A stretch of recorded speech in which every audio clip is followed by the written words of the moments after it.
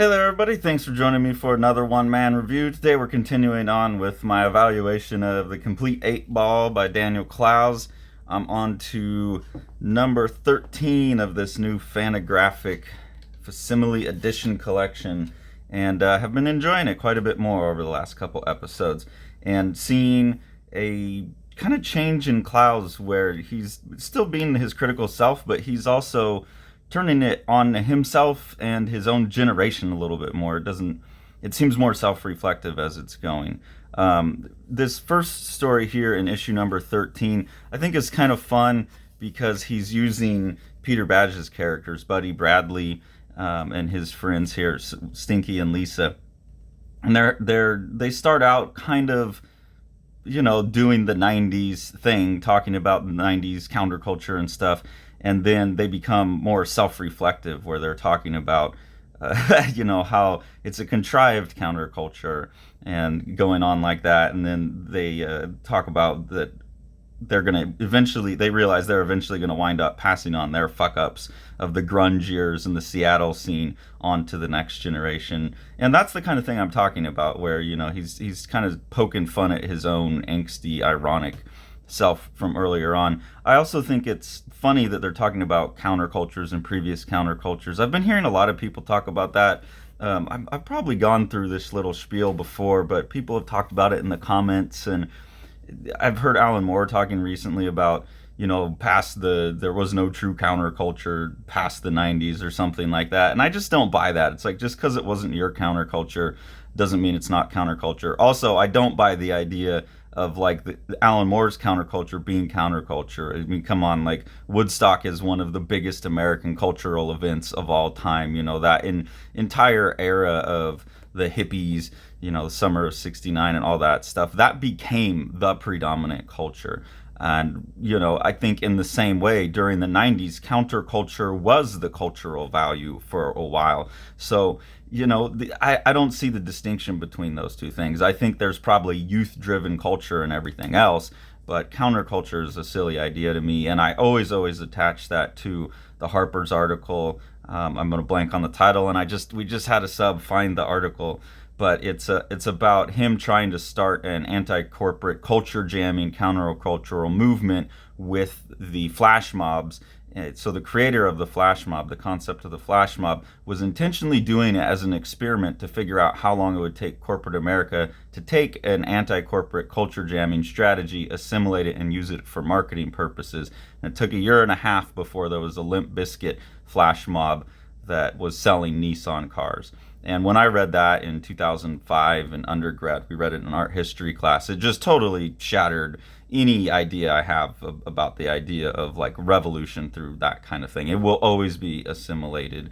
And that's actually kind of addressed in a later story here. Like Clowes seems to come to the same assumption that I do, and he seems to see the same fault in the assumption, but I'll get to that later. So that's a really good article, and it's, it really kind of coincided with a lot of people talking about the death of irony. And I guess I was more of a teenager during the early 20s during that time. Clowes is a little bit older than me, so that's probably where some of my reaction to him comes from, is my generation very much saw through the facade that they're talking about and breaking down here. So that was really cool. Then there's Blue Italian Shirt. This is kind of just it seems autobiographical, but he's probably writing about a fictional character, but probably putting in observations from real life. Just this guy talking about style and women and his roommates and stuff. So I don't know, I didn't get much out of this. Also, like, I've read this before. I have the caricature collection, and I'm realizing now that probably a lot of what fills up the caricature collection is just the shorts from the second half of 8-Ball. So I'm gonna have to look through and see if I've just doubled up, and then maybe I can get rid of that caricature collection. Also, I noticed here there's like a theme in this issue of 8-Ball where twice he has people laying down face first on the bed and almost suggesting, well, one of them's definitely a masturbation scene. This one's also kind of suggestive that it has some kind of odd sexual element to it. And I've seen that in other cartoonists. I'm thinking like Joe Matt or Chester Brown, people like that. I feel like I've seen a lot of cartoonists like draw themselves masturbating face down. Is that like a thing people do? I don't get the mechanics of that, but I feel like I've seen that image in a lot of other comic artists. Maybe it's just because I've read the character, but yeah, I don't know that I got much out of this one.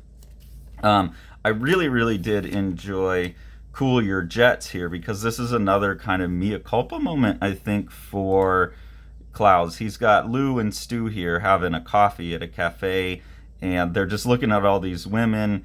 And Lou, this character, keeps going through like the Clowes motions of coming up with the worst possible generalization about the person based on their appearance possible.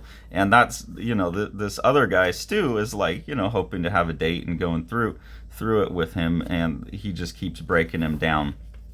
And so you get here that he comes to like, okay, I'm just going to use magazines and masturbate. And then this character points out for him like, hey, it's just a bunch of dots on paper, dude, blah, blah, blah. And you see this character's like plugging his ears and going to shoot himself in the mouth. So I think that's a bit of an interaction between Clowes' old impulses in the Lou character, and the Stu character is him kind of again doing that admission that like, yeah, this is kind of obnoxious if all someone does is like these gross, and that's, I mean, generalizations are fine, but when they're always packed with such negativity, it's like, how much of that can you take? And I think that character is having that same realization of like the removed ironic kid that's talking shit about everybody. And that seems to be a theme in these last few issues that I'm picking up on, and it's making it a lot more enjoyable for me. But it's also like this kind of shitty little trick where it allows Clowes to still be Clowes, but as long as he throws in that little bit of self-criticism again, which is again kind of the 90s irony strategy. It's like as long as you critique what you're doing, it's okay. But it is an evolution to me. Then we get the next chapter of Ghost World. I really, really enjoying Ghost World. I think because Clowes is writing more, there's less of him showing up, but I do think he's still expressing himself a bit through the Enid character. Now, here we have this character, John Crowley, show up, who's someone that they used to know from like a punk scene, and now he's working in a real corporate job, and they're kind of giving him a hard time about that. And he says, I can't listen to that shit anymore. I've been going to business school. I'm going to be a big-ass corporate fuck. I'm going to work for 10 years, fuck things up from the inside as much as I can, and then retire when I'm 35. Now, I don't know what fuck things up from the inside if he just means go in and make a lot of money, because he does say to them, like, forget about that punk rock shit. Get out in the real world and make some money. But I think what he's hinting at here is the thing that immediately dawned on me when I read the Harper's article is like, okay, there's no way you can take on the corporation from the outside. So really the only effective revolutionary strategy against global corporatization possible is to become the corporation and then commit suicide with it. So become the highest level person in the corporation and then kind of intentionally make bad decisions and drive but you would have to do it across all of corporations. It would have to be an organized strategy of people moving to be CEOs and then just trashing the whole thing from the inside. And I think what this character also points out is the second immediate realization that any intelligent person would have is if you spend 10 years in a corporation making good money, you'd have to be a really, really strong person to not get sucked in and assimilated that way too. Like you're gonna meet someone that you like, you're probably gonna build a life together, you're gonna get some assets, and it's just as you get older, and this just seems to be both the fact of how the flow of life works, but in my experience, it also feels like a chemical change in my brain. They say like a revolutionary in youth and conservative in old age, plus like the values of a culture, like the youth. 20 years in, the youth is somewhere that's uncomfortable for me now, even though when I was 20, I felt like there was nowhere that we could push past where I wanted to be. And I think that process is going to happen to everyone. So that strategy of going in and killing the corporation from inside also seems like an extremely risky strategy that's probably not going to pay off unless you have really, really strong-willed people.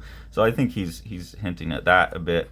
I didn't like this portion here where Becca is talking to Enid about, well, like, who would your ideal man be? And she says, I don't know, somebody like David Clowes. Who's that? Oh, he's this famous cartoonist. John Ellis showed me some of his comics.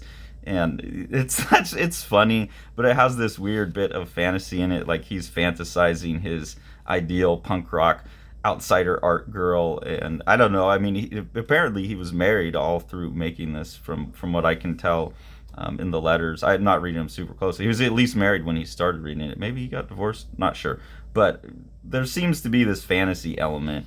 And then again, he undercuts himself in kind of the grossness of his fantasy.